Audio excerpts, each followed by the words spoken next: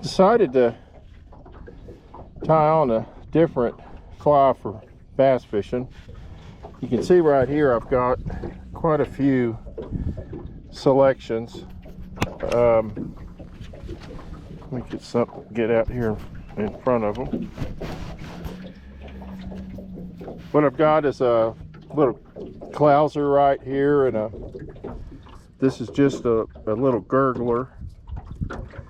I've been catching a lot of fish with him. And then I have another small fly on here that's just pretty much a little shad pattern. Maybe a little baby bass, I'm not sure. A little fish. It's about the size of what they've been eating. And then I decided to go ahead and, before I get to those guys, I'm going to take this little crawl pattern and I'm going to chunk him around. But I want to show you a couple things first. When I felt my leader on my line, I always run my fingers down it, and I could feel a lot of abrasion from the other day when I was fishing with it for around some trees and catching a lot of bass. So we're going to just tie a new little tippet on here, and our tippet is our little tippet is 17-pound fluorocarbon. So around here we've got to have pretty tough line, and we're going to just splice on a section of that to, I think, is already 17-pound fluorocarbon coming off of my leader. So we're going to just do a little blood knot right here.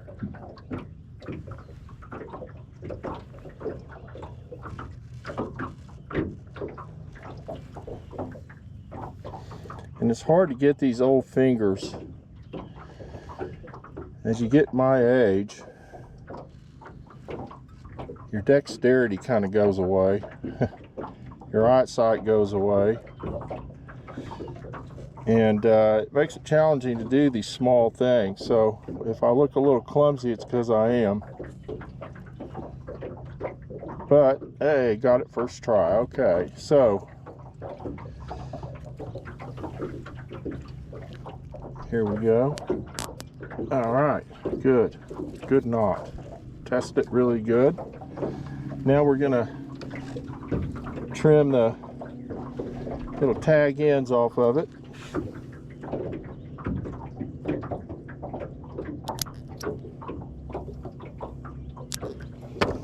And then we're gonna pull this down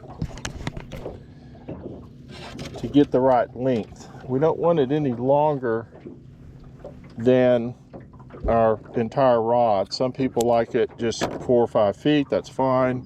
I like to start out maybe a little longer just because I'm always changing and I go through a lot of leader during the day. So this is a really simple little crawl pattern that I absolutely love. Now in the springtime it's done me real well. I've caught a lot of fish. I caught a lot of bedding fish with it, and so I'm very partial to it. But I wanted to show you one other thing. I've got this loop knot that I'm tying here, non-slip loop knot.